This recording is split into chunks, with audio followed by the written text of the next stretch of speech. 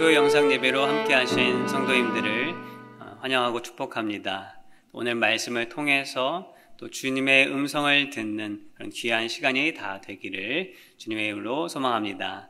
우리 시간 찬송가 540장 주의 음성을 내가 들으니, 우리 찬송 함께 부르시고 말씀 나오도록 하겠습니다.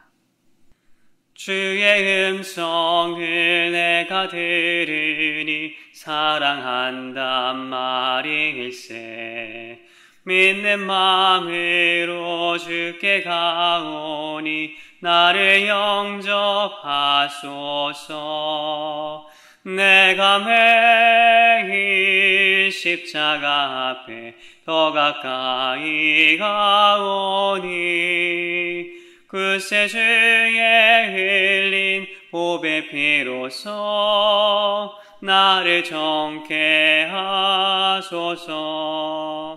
주여 넓으신 은혜 베푸사 나를 받아주시고, 나의 품은 뜻 주의 뜻같이 되게 하여 주소서. 내가 매일 십자가 앞에 더 가까이 가오니 그새 주의 흘린 보배 피로써 나를 정케 하소서. 주의 보좌로 나아갈 때에 어찌하니 기쁠까. 주의 얼굴을 항상 배우니 더욱 친근합니다. 내가 매일 십자가 앞에 더 가까이 가오니 그새 주의 흘린 보배 피로써 나를 정케 하소서. 우리 그 주의 넓은 사랑을 증량할 자 없으며 주가 주시는 참된 기쁨도 헤아릴 수 없도다. 내가 매일 십자가 앞에 더 가까이 가오니 그새 주의 흘린 보배 피로써 나를 정케 하소서. 아멘.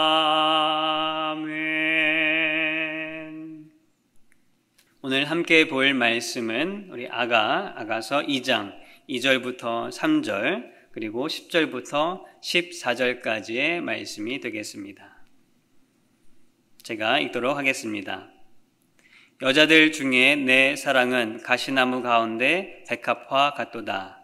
남자들 중에 나의 사랑하는 자는 숲풀 가운데 사과나무 같구나. 내가 그 그늘에 앉아서 심히 기뻐하였고 그 열매는 내 입에 달았도다. 나의 사랑하는 자가 내게 말하여 이르기를, 나의 사랑 내 어여쁜 자야, 일어나서 함께 가자. 겨울도 지나고 비도 그쳤고 지면에는 꽃이 피고 새가 노래할 때가 이르렀는데 비둘기의 소리가 우리 땅에 들리는구나. 무화과 나무에는 푸른 열매가 익었고 포도나무는 꽃을 피워 향기를 토하는구나. 나의 사랑 나의 어여쁜 자야, 일어나서 함께 가자. 바위 틈 낭떠러지 은밀한 곳에 있는 나의 비둘기야, 내가 내 얼굴을 보게 하라. 내 소리를 듣게 하라. 내 소리는 부드럽고 내 얼굴은 아름답구나. 아멘. 우리가 지난 아가서 강해 시간을 통해서 우리는 아가서를 어떻게 읽고 해석하고 이해할 수 있을 것인가에 대해서 함께 나누었습니다. 첫 번째로 나눴던 것은 이 아가서에 등장하는 이 내용들은 이 허구이거나 어떤 상징적인 것이 아니라 한 남성과 한 여성의 그 사랑에 대한 그 노래가 있는 것이 바로 이 아가서다. 이 아가서 나와 있는 그 내용 자체를 받아들이자라는 것을 이야기했습니다. 그래서 우리는 아가서를 읽을 때에 이 사랑에 대한 노래를 듣는 것처럼, 이 사랑의 이야기가 있는 어떤 영화를 보는 것처럼 그 남녀 간의 그 미묘한 어떤 사랑의 표현들, 사랑의 감정들을 통해서 우리가 이 말씀을 이해할 수 있다. 그 말씀에 초점을 맞출 수가 있다라고 이야기를 했습니다. 두 번째는 그 감정들과 그 여운이 단순한 어떤 남녀 관계에서 끝나는 것이 아니라 그것이 어디로 이어져야 합니까? 바로 그리스도와 성도, 그리스도와 우리의 관계로 이어져야 한다고 말씀을 드렸습니다. 성경의 모든 말씀은 그리스도, 즉 예수님에 관해 이야기하고 있다라고 말씀을 하고 있습니다. 아가서도 예외가 아니기 때문에 이 사랑의 감정들은 예표적으로 주님의 사랑을 이야기하고 노래하는 것이다 라고 우리는 이해할 수 있다고 하였습니다. 모든 단어와 표현들을 짜맞추듯이 억지로 짜맞추듯이 해석하는 것은 위험하지만 기본적으로 그 표현과 내용 속에 담긴 이 사랑의 진실함과 또 친밀함 등은 예수님의 사랑을 표현한 것으로 우리는 그렇게 해석하고 또 볼 수가 있다라고 말씀을 드렸습니다. 마지막으로는 이 아가는 책 제목대로 노래입니다. 또 시입니다. 노래를 소설처럼 읽는다거나 혹은 신문을 보는 식으로 그 노래를 읽게 되면 그 노래에 담겨져 있는 어떤 감정이나 표현들을 제대로 그 맛을 느낄 수가 없게 됩니다. 노래와 시는 먼저 무엇이 들려오게 되어 있습니까? 그 노래의 가락과 어떤 시의 운율과 어떤 표현들, 감정적인 부분들이 먼저 다가오게 되어 있습니다. 노래를 듣는데 그런 것들을 무시하고 어떤 내용적인 면에서 어떤 논리적인 면으로 이해하려고 하면 그 노래가 가지고 있는, 그 시가 담고 있는 그 충분한 맛을 느끼기라는 것은 어렵다라고 우리는 이해할 수 있습니다. 그런 것처럼 이 아가서를 읽을 때에 내용 하나하나를 논리적으로 파악한다거나 이 줄거리를 억지로 짜맞추려고 애쓰는 그런 식으로 읽는 것이 아니라 먼저 그 표현들 속에서 전해지는 이 사랑의 감정들, 그것을 마음으로 느끼는 것이 중요하다라고 말씀을 하였습니다. 이런 관점으로 아가서를 읽게 되면 한 구절을 읽더라도 내 마음속에 전해지는 그 주님의 사랑이 더 크게 다가올 줄 믿습니다. 실제로 어떤 목회자는 자신이 인도하는 성경 공부에 참여하는 인원이 반으로 줄어들고 또 자신의 그 결혼 생활도 순탄하지가 못하여서 자신의 어떤 자존감이 낮아지고 또 좌절감이 가득 찬 그런 상태가 되었다고 합니다. 그랬을 때에 잠을 잘 이루지 못하고 일어나서 아가서 1장을 읽었다고 합니다. 1장에서는 이 술람미 여인이 자신을 말할 때 어떻게 말합니까? 자신이 그냥 밭에 나가서 일하는 어떤 시골 처녀, 그래서 햇빛으로 그을린 어떤 검은 피부, 그런 것들로 자신을 묘사합니다. 그랬을 때에 이 사랑하는 남자가 뭐라고 고백합니까? 8절에서 여인 중에 어여쁜 자, 아름다운 여인이다라고 부릅니다. 이 구절에서 이 목회자는 그것이 주님이 자신을 향해 부르는 부드럽고 따뜻한 주님의 음성으로 느끼고 큰 위로를 얻었다고 고백을 하였습니다. 오늘 우리에게도 이러한 은혜와 또 주님의 음성이 들려지기를 우리 주님의 이름으로 소망합니다. 오늘 2장에는 1장에 이어서 이 여인과 사랑하는 남성이 서로에 대한 사랑을 표현하고 있습니다. 성도님들은 이 사랑하는 사람을 위해서 또 그 사람에 대해서 어떻게 표현을 합니까? 아니면 어떻게 표현을 하셨었나요? 사랑하는 남편, 사랑하는 연인, 그 상대방을 향해서 어떤 식으로 나는 이 사랑하는 사람이 이러이러한 사람이다 라고 그렇게 표현을 했습니까? 너무 오래돼서 기억이 나지 않습니까? 남녀가 막 사랑의 감정을 싹 틔울 때 서로에 대해서 막 표현을 하죠. 지난 시간 말씀드린 것처럼 어떤 애칭을 사용해서 부르기도 하고 또 유명한 노래 가사 말처럼 당신은 나의 햇빛입니다. You are my sunshine. 그런 표현도 쓸 수가 있습니다. 요새는 표현법이 좀 달라서 좀 더 직설적으로 당신은 얼굴이 참 잘생겼어. 당신은 웃는 얼굴이 이뻐. 뭐 이런 식으로 직설적인 표현도 쓰기도 합니다. 그렇지만 시와 노래에서는 좀 더 비유와 은유적으로 표현을 하죠.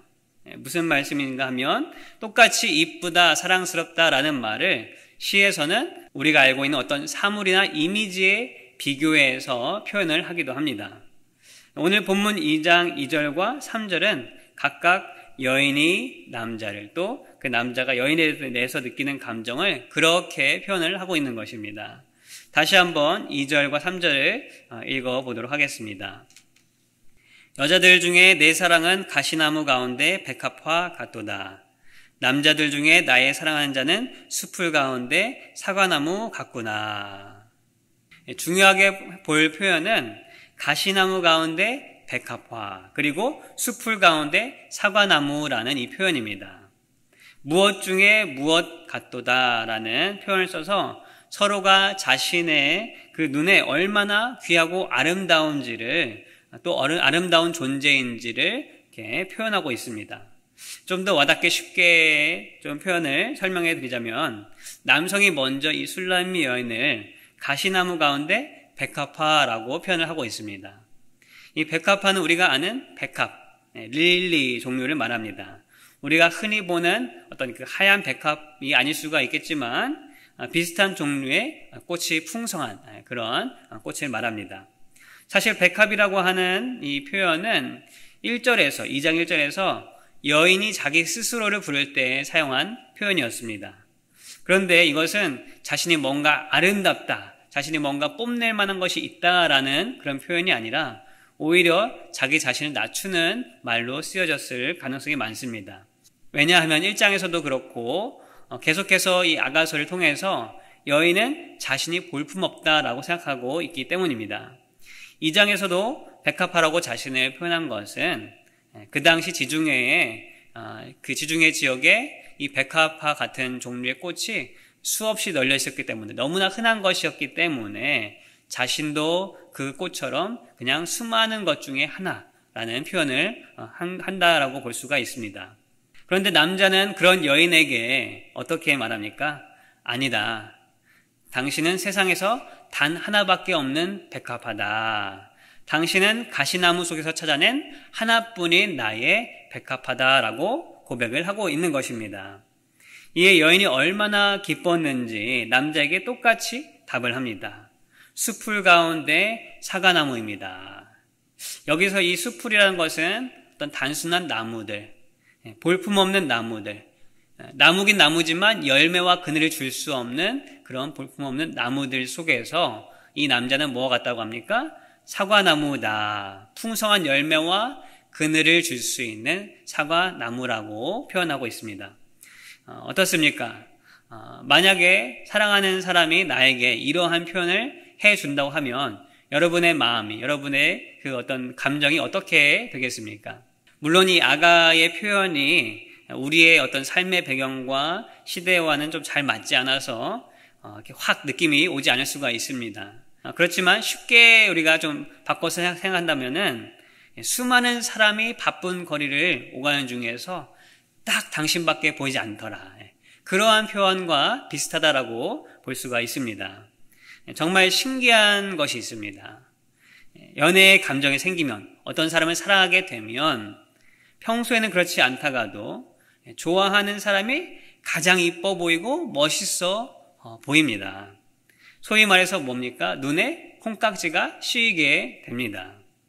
성도님들은 그런 경험이 있으십니까? 지금 당장 아니더라도 오래전에 그런 경험이 아마 있었으리라 생각합니다.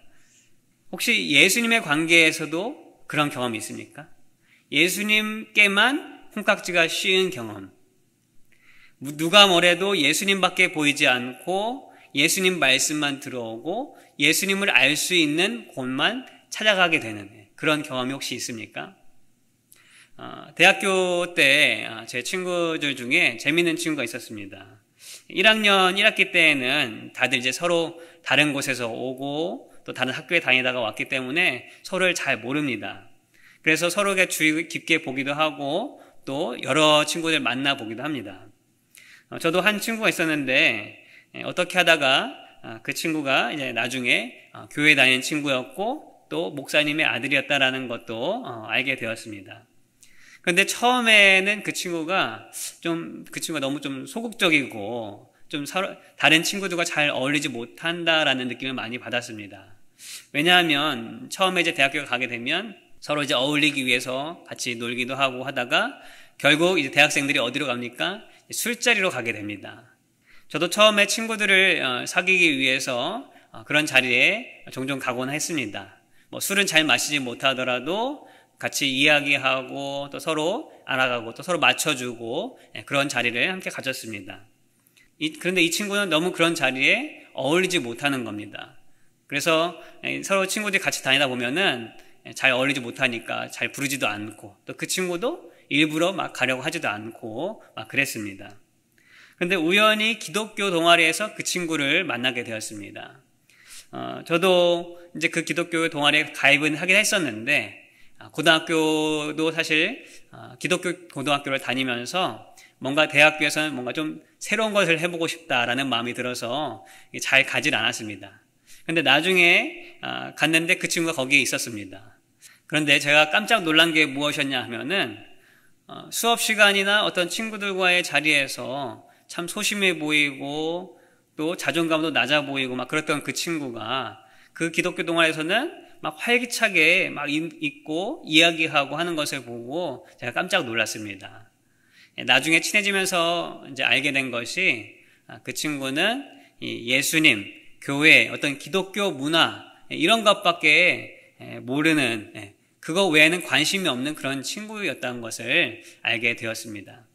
예수님을 향해 콩깍지가 씌이면 우리는 세상에 아무리 좋은 것도 중요하다고 하는 것도 다 가시나무처럼 다 열매 없는 그런 나무들처럼 여겨지게 될 수 있습니다. 성도님들께 예수님은 어떠한 존재입니까? 아가서에 표현된 이 여인의 표현과 이 남성의 표현과 같이 그 어떤 것들 중에도 빛나는 아름다운 존재가 예수님이십니까? 아니면 그냥 여러 가지 중에 한 가지입니까? 오늘 말씀을 들으면서 내 마음 속에 그런 고백이 있길 바랍니다. 예수님은 수많은 가시나무들 중에 가장 아름다운 백합화와 같습니다. 주님, 세상에 수많은 열매 없는 것 중에 주님은 나에게 사과나무 같은 존재입니다. 나를 위해 그늘을 만드시고 달콤한 열매를 주시는 오직 한 분이십니다. 그 주님을 내가 사랑합니다. 라는 그런 고백이 우리 가운데 있기를 소망합니다. 그런데 이런 고백이 있으려면 사실 예수님과 인격적이고 개인적인 친밀함이 있어야 합니다. 아무리 신앙생활을 오래 하고 교회에서 이것도 하고 저것도 한다 할지라도 예수님과 개인적인 어떤 1대1의 그런 친밀한 관계가 없다고 하면 이런 고백은 나올 수가 없을 것입니다. 그리고 이런 고백을 한다 할지라도 그것은 거짓이 될 수 있습니다. 재미있는 것은 이 3절에 여인이 사랑하는 남성을 부르는데 그 쓰이는 단어가 나의 사랑하는 자라고 기록이 되어 있습니다. 근데 이 단어가 어떤 잠언서, 아가서 같은 시에서는 사랑하는 자로 해석할 수 있지만 일반적인 글에서는 삼촌, 아저씨 정도의 의미로 쓰인다는 사실입니다. 그래서 에스더서에 보면 이 모르드게를 말할 때 쓰이는 단어가 바로 똑같은 단어가 등장합니다. 그러므로 사랑의 관계, 다른 누가 대신할 수 없는 그런 친밀한 관계가 되지 않으면 어쩌면 우리가 주님을 향한 사랑하는 주님이라고 부르는 그 단어가 의미 없는 삼촌, 아저씨라고 부르는 단어가 될 수도 있다는 것입니다. 그러면 우리는 어떤 친밀한 관계가 되어야 하는가? 2장 후반에서 실마리를 찾을 수가 있습니다. 8절부터 13절까지 여인이 사랑하는 그 남성을 그리워하며 노래합니다. 그런데 무엇을 그리워하는가? 그 남성이 어떤 사랑스러운 눈빛도 아니고 그가 준 어떤 선물도 아니었습니다. 여인이 그리워하고 반가운 것은 무엇이었습니까? 그 사랑하는 자의 목소리, 그 사랑하는 자의 음성이었습니다. 8절을 보시면 어떻게 시작합니까? 내 사랑하는 자의 목소리로구나. 히브리 단어 순서에는 목소리가 가장 먼저 나오면서 이 감탄하는 그런 표현으로 시작이 됩니다. 그 뒤로 사랑하는 남성이 자신에게 한 말을 아름답게 노래합니다. 아가서 하면 아마 이 대목이 가장 유명하지 않을까 싶을 정도로 아름다운 표현들로 기록이 되어 있습니다. 어떤 소리, 계절의 변화를 통한 어떤 시각적인 감각들, 또 감성들이 이 구절에 잘 쓰여 있습니다. 그런데 저는 여기서 이 여인과 이 남성이 얼마나 친밀한가, 그것을 초점을 맞췄습니다. 왜냐하면 10절에서 사랑을 노래하는데 어떻게 합니까? 나, 내게, 나의 라는 단어가 계속 등장합니다. 사랑한 사람이 나에게 사랑한다고 말했는데 그것이 나에게 한 것이다. 그리고 어여쁘다라고 불러준 것도 나고, 함께 가자고 일으켜준 것도 나, 바로 나이다 라는 그런 강조가 계속 등장합니다.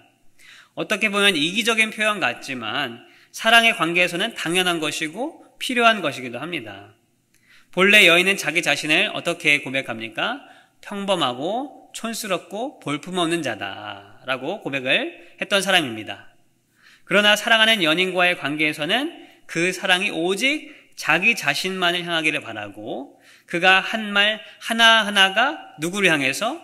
나를 향해서 라고 생각할 때에 이 여인의 기쁨은 이루 말할 수 없는 그런 모습이 지금 이 표현에 눈에 선하게 드러나 있지 않습니까? 친밀함은 이런 것입니다. 주님의 사랑 앞에 이기적일 정도로 갈망하는 것이 있어야 합니다. 물론 주님은 많은 사람을 사랑하십니다. 그러나 내가 주님과 사랑하는 것은 많은 사람 중에서 한 사람으로 사랑하는 것이 아니라 바로 1대1로 그 사랑을 베푸시는 줄을 믿으시기 바랍니다. 100의 사랑을 쪼개서 100분의 1로 나에게 주시는 것이 아니라 그 온전한 그 100의 사랑을 나에게 전부 다 주신다. 바로 그 분이 예수님이시다라는 것을 우리가 믿을 수 있기를 바랍니다. 때때로 어떤 분은 성경의 말씀이, 복음이 자기 자신을 향해서 주시는 말씀이라고, 이것은 나를 위한 말씀이야 라고 감탄하며 받아들이시는 분이 있습니다. 그런데 반대로 이 말씀은 누구에게 줘야 돼, 이 복음은 그 사람에게 필요하겠다라고 생각하는 사람도 있다라는 것입니다. 그러나 성도 여러분, 사랑하는 자가 삼촌, 아저씨가 되지 않으려면 우리는 주님의 말씀과 주님의 음성이 누구를 향합니까? 나를 향하는 말씀이라는 것을 진실로 믿어야 될 줄 믿습니다. 그런데 믿자고 믿어지는 것이 아니죠. 가까워지고 싶다고 가까워지는 것이 아닙니다. 어떻게 해야 이 여인이 기뻐하고 감격하는 그 친밀함이 우리에게도 동일하게 생길 수 있을까요? 그것은 사랑하는 이의 음성에 귀를 기울이는 것입니다.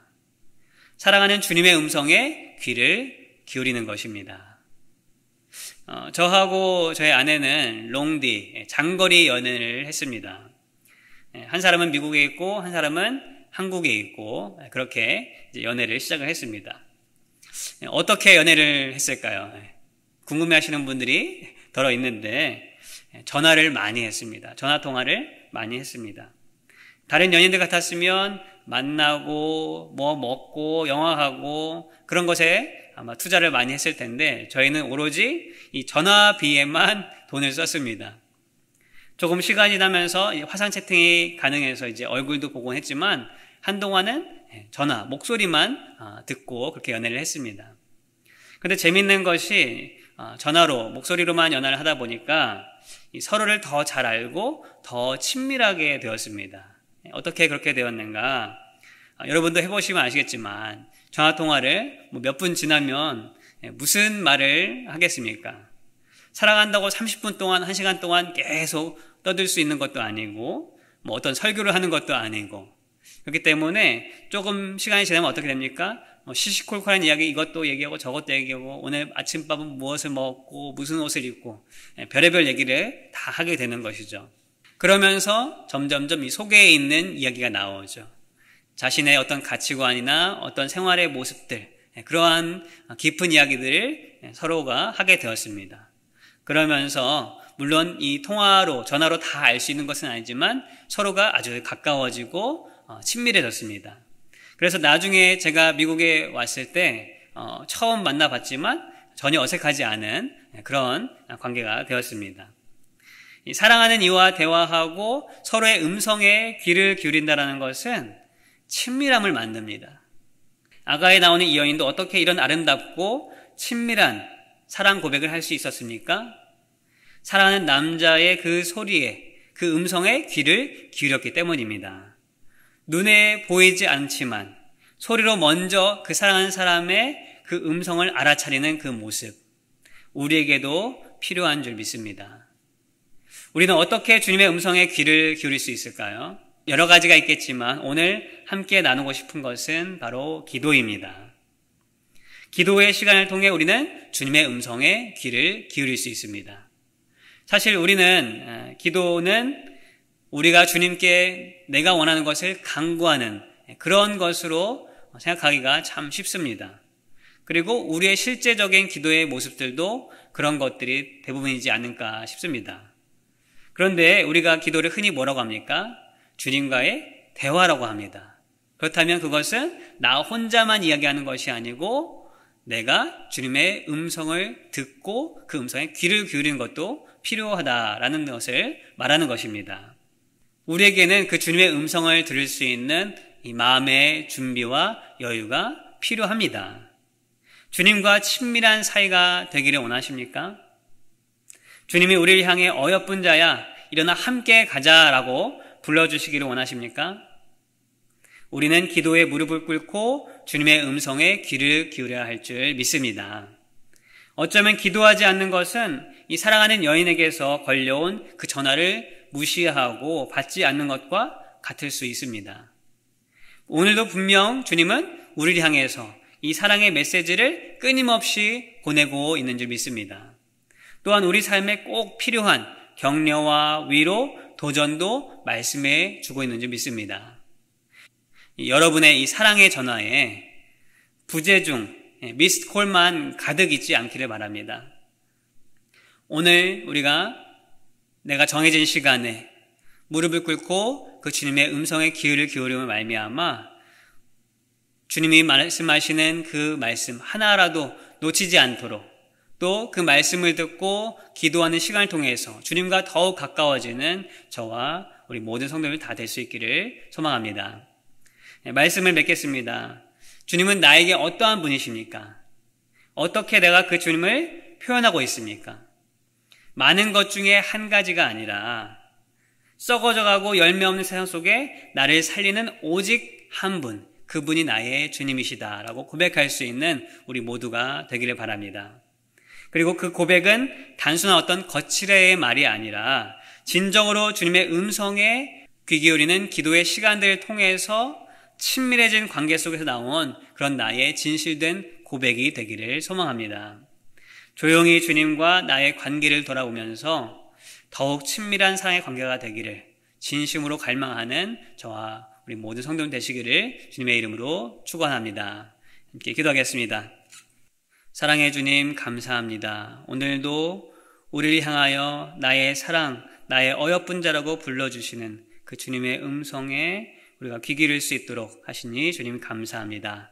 이 말씀을 통하여서 정말로 주님과 가까워지기를 소망하는 우리 모두가 되게 하여 주시옵소서.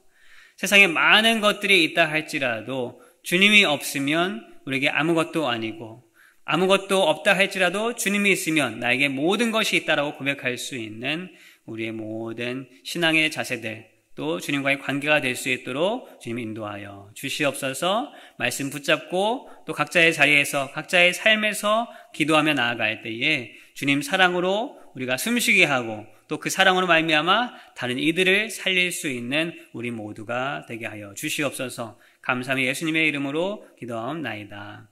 아멘. 하늘에 계신 우리 아버지여, 이름이 거룩히 여김을 받으시오며 나라가 임하시오며 뜻이 하늘에서 이루어진 것 같이 땅에서도 이루어지이다.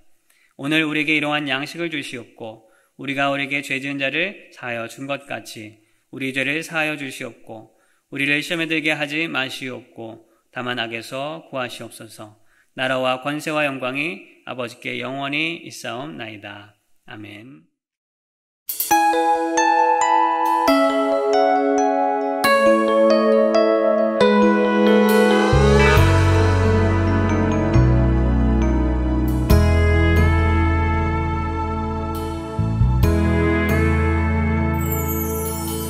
사랑하는 자의 목소리 듣기 원하네. 나의 사랑 나의 어여쁜 자야. 바위 틈은 밀한 곳에서 듣기 원하네. 부드러운 주님의 음성.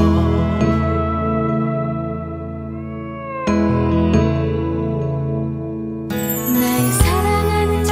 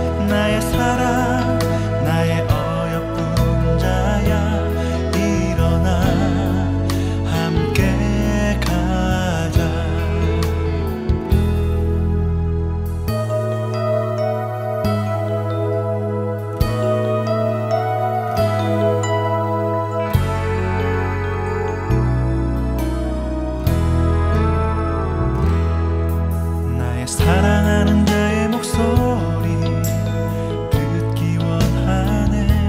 나의 사랑 나의 어여쁜 자야. 바위 틈은 밀한 곳에서 듣기 원하네. 부드러운 주님의 음성.